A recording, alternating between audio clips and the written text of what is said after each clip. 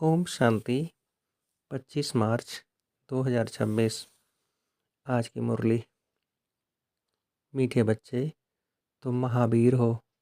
तुम्हें माया के तूफानों से डरना नहीं है। एक बाप के सिवाय और कोई भी परवाह न कर पवित्र जरूर बनना है। प्रश्न: बच्चों में कौन सी हिम्मत बनी रहे तो बहुत ऊंच पद पा सकते हैं? उत्तर: श्रीमत पर चलकर पवित्र बनने की। भल कितने भी हंगामे हों, सितम सहन करने पड़े, लेकिन बाप ने जो पवित्र बनने की श्रेष्ठ मत दी है उस पर निरंतर चलते रहें तो बहुत ऊंच पद पा सकते हैं। किसी भी बात में डरना नहीं है। कुछ भी होता है, नथिंग न्यू। गीत। भोले नाथ से निराला। ओम शांति। यह है भक्ति मार्ग वालों का गीत। ज्ञान मार्ग में गीत आदि की कोई ज़रूरत नहीं है, क्योंकि गाया हुआ है बाप से हमें बेहद का वर्षा मिलना है। जो भक्ति मार्ग के रस्म रिवाज है वह इसमें नहीं आ सकती। बच्चे कविता आदि बनाते हैं वो औरों को सुनाने के लिए। उसका भी अर्थ जब तक तुम न समझाओ तब तक कोई समझ न सके। अब तुम बच्चों को बाप मिला है तो खुशी का पारा चढ़ना चाहिए। बाप ने 84 जन्मों के चक्र का नॉलेज भी सुनाया है। खुशी होनी चाहिए। हम अभी सुदर्शन चक्रधारी बने हैं। बाप से विष्णुपुरी का वर्षा ले रहे हैं। निश्चय बुद्धि ही विजयंती। जिसको निश्चय होता है वह सतयुग में तो जाएंगे ही। तो बच्चों को सदैव खुशी रहनी चाहिए। Follow father. बच्चे जानते हैं निराकार शिव बाबा ने जब से इसमें प्रवेश किया है तो बड़े हंगामे हुए। पवित्रता पर बड़े झगड़े चले। बच्चे बड़े होते कहेंगे जल्दी शादी करो, शादी बगैर काम कैसे चलेगा। भल मनुष्य गीता पढ़ते हैं परंतु उससे समझते कुछ नहीं। सबसे जास्ती बाबा को अभ्यास था। एक दिन भी गीता पढ़ना मिस नहीं करते थे। जब मालूम पड़ा गीता का भगवान शिव है, नशा चढ़ गया। हम तो विश्व के मालिक बनते हैं। यह तो शिव भगवान हुआ अच्छे। फिर पवित्रता का भी बड़ा हंगामा हुआ। इसमें बहादुरी चाहिए ना। तुम हो ही महावीर महावीरनी, सिवाय एक के और कोई की परवाह नहीं। पुरुष है रचता, रचता खुद पावन बनता है तो रचना को भी पावन बनाता है। बस इस बात पर ही बहुतों का झगड़ा चला। बड़े बड़े घरों से निकल आए, कोई की परवाह नहीं की। जिनकी तकदीर में नहीं है तो समझे भी कैसे। पवित्र रहना है तो रहो, नहीं तो जाकर अपना प्रबंध करो। इतनी हिम्मत चाहिए ना। बाबा के सामने कितने हंगामे हुए।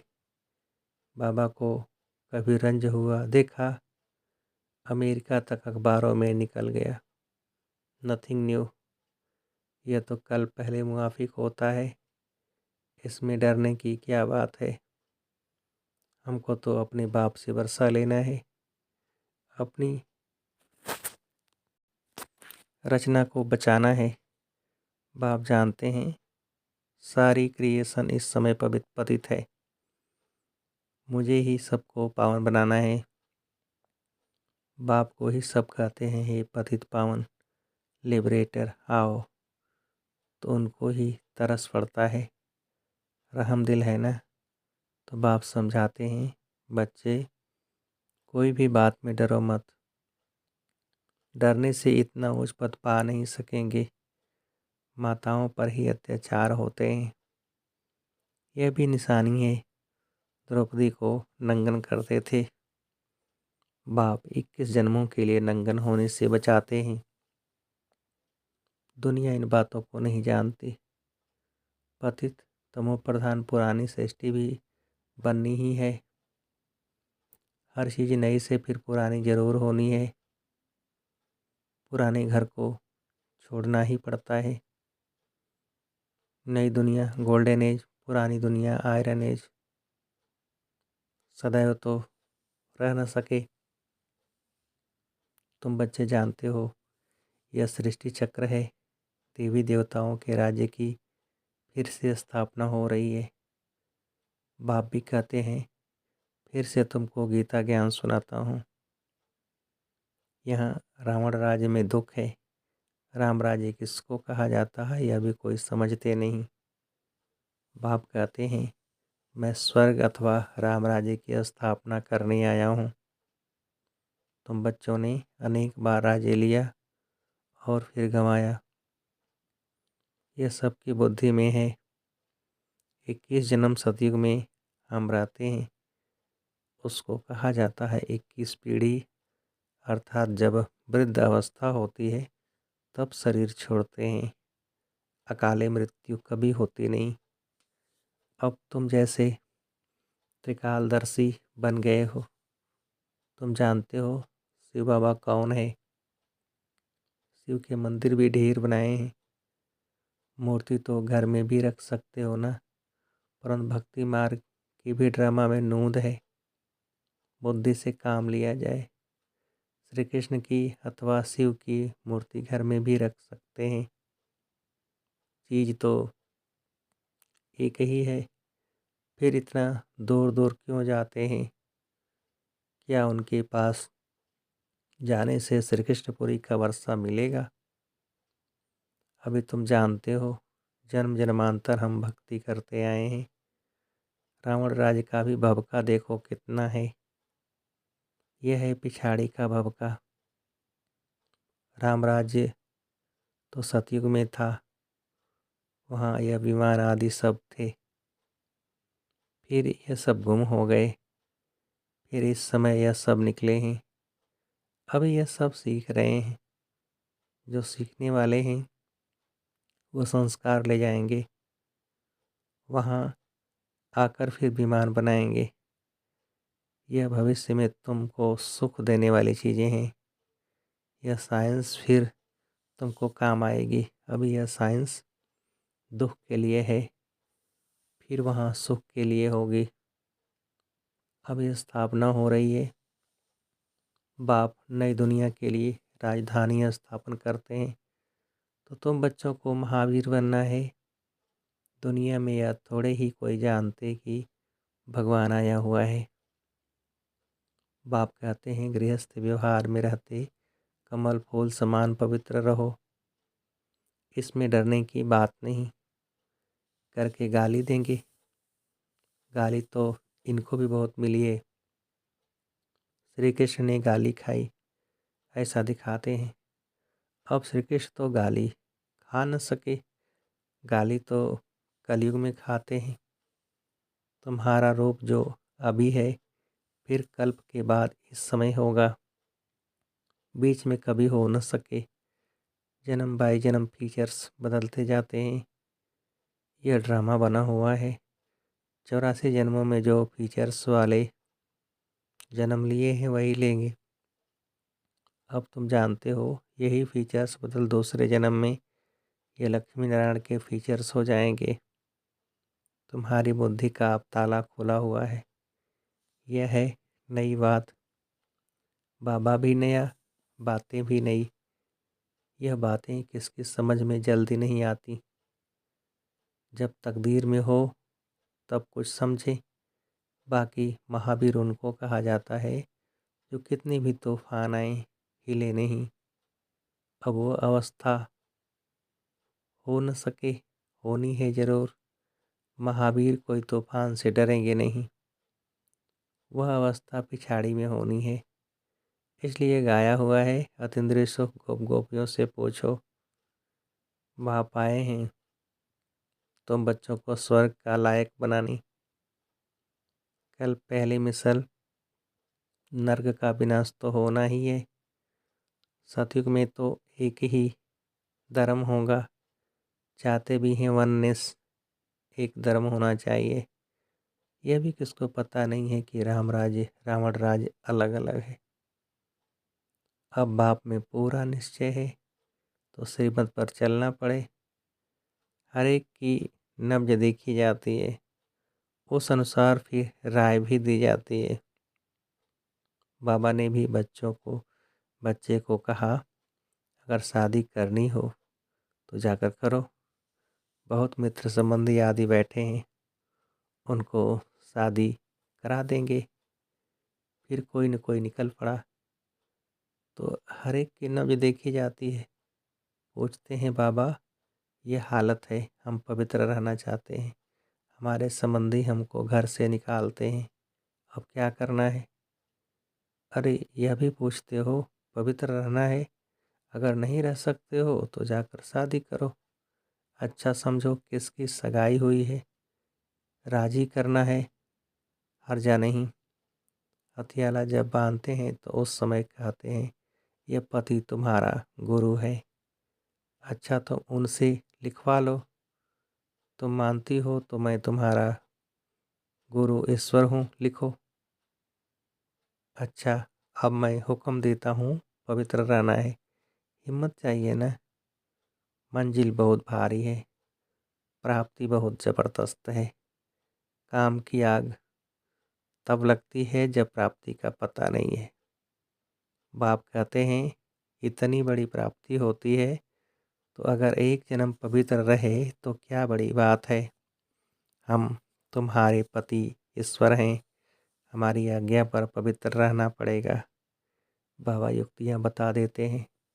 भारत में यह कायदा है, स्त्री को कहते हैं तुम्हारा पति ईश्वर है, उनकी आज्ञा में रहना है, पति का पांव दबाना है। क्योंकि समझते हैं ना, लक्ष्मी ने भी नारायण के पांव दबाए थे।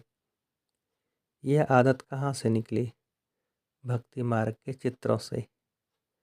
सतयुग में तो ऐसी बात होती नहीं। नारायण कभी कोई थकता है क्या जो लक्ष्मी पांव दबाएगी?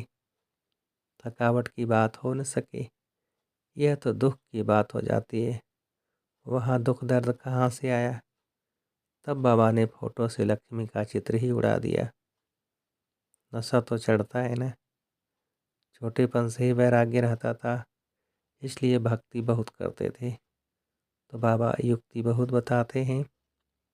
तुम जानते हो, हम एक बाप के बच्चे हैं तो आपस में भाई बहन हो गए, डाढ़े से वर्षा लेते हैं। बाप को बुलाते ही हैं पतित दुनिया में, हे पतित पावन सभी सीताओं के राम। बाप को कहा जाता है ट्रुथ, सचखंड स्थापन करने वाला। वही सारी सृष्टि के आदि मध्य अंत का सत्य ज्ञान तुमको देते हैं। तुम्हारी आत्मा अभी ज्ञान सागर बन रही है। मीठे बच्चों को हिम्मत रखनी चाहिए। हमको बाबा की श्रीमत पर चलना है। बेहद का बाप बेहद की रचना को स्वर्ग का मालिक बनाते हैं। तो पुरुषार्थ कर पूरा वर्षा लेना है, वारी जाना है। तुम उनको अपना वारिस बनाएंगे तो तुमको 21 जन्मों के लिए वर्षा देंगे। बाप बच्चे के ऊपर वारी जाते हैं। बच्चे कहते हैं, बाबा यह तन मन धन सब आपका है। आप बाप भी हो तो बच्चा भी हो। कहते भी हैं तुमयो माताश्च पिता। एक की महिमा कितनी बड़ी है। उनको कहा ही जाता है सर्व का दुख हरता सुख करता। सतयुग में 5 तत्व भी सुख देने वाले होते हैं। कलयुग में 5 तत्व भी तमो प्रधान होने के कारण दुख देते हैं। वहाँ तो है ही सुख। यह ड्रामा बना हुआ है। तुम जानते हो, यह वही 5000 वर्ष पहले वाली लड़ाई है। अभी स्वर्ग की स्थापना हो रही है तो बच्चों को सदैव खुशी में रहना चाहिए। भगवान ने तुमको एडाप्ट किया है, फिर तुम बच्चों को बाप से अंगारते भी हैं, पढ़ाते भी हैं। अच्छा मीठे मीठे सिकिलते बच्चों प्रति माता पिता बाप दादा का याद प्यार और गुड मॉर्निंग। रूहानी बाप की रूहानी बच्चों को नमस्ते। हम रूहानी बच्चों की रूहानी बाप को नमस्ते। धारणा के लिए मुख्य सार। पहली पॉइंट, सदा बाप समान बनने की हिम्मत रखनी है, बाप पर पूरा वारी आना है। दूसरी पॉइंट, किसी भी बात में डरना नहीं है, पवित्र जरूर बनना है। वरदान, समस्याओं को चढ़ती कला का साधन अनुभव कर सदा संतुष्ट रहने वाले शक्तिशाली भव। विस्तार, जो शक्तिशाली आत्माएं हैं वह समस्याओं को ऐसे पार कर लेती हैं जैसे कोई सीधा रास्ता सहज ही पार कर लेते हैं। समस्याएं उनके लिए चढ़ती कला का साधन बन जाती हैं। हर समस्या जानी पहचानी अनुभव होती है। वे कभी भी आश्चर्यवत नहीं होते बल्कि सदा संतुष्ट रहते हैं। मुख से कभी कारण शब्द नहीं निकलता, लेकिन उसी समय कारण को निवारण में बदल देते हैं। स्लोगन, स्व स्थिति में स्थित रहकर सर्व परिस्थितियों को पार करना ही श्रेष्ठता है। मातेश्वरी जी के अनमोल महावाक्य, परमार्थ से व्यवहार स्वतः सिद्ध होता है। भगवान वाच है कि तुम मेरे द्वारा परम अर्थ को जानने से मेरे परम पद को प्राप्त करेंगे। अर्थात परमार्थ को जानने से व्यवहार सिद्ध हो जाता है। देखो, देवताओं के आगे प्रकृति तो चरणों की दासी होकर रहती है। यह पांच तत्व सुख स्वरूप मन इच्छित सेवा करते हैं। इस समय देखो, मन इच्छित सुख न मिलने के कारण मनुष्य को दुख अशांति प्राप्ति होती रहती है। सतयुग में तो यह प्रकृति बाअदब रहती है। देखो, देवताओं के जड़ चित्रों पर भी इतने हीरे जवाहरात लगाते हैं, तो जब चैतन्य में प्रत्यक्ष होंगे तो उस समय कितने वैभव होंगे। इस समय मनुष्य भूख मरते हैं और जड़ चित्रों पर करोड़ों रुपए खर्च कर रहे हैं, तो यह क्या फ़र्क है। जरूर उन्होंने ऐसे श्रेष्ठ कर्म किए हैं, तभी तो उन्होंने यादगार बने हुए हैं। उनका पूजन भी कितना होता है।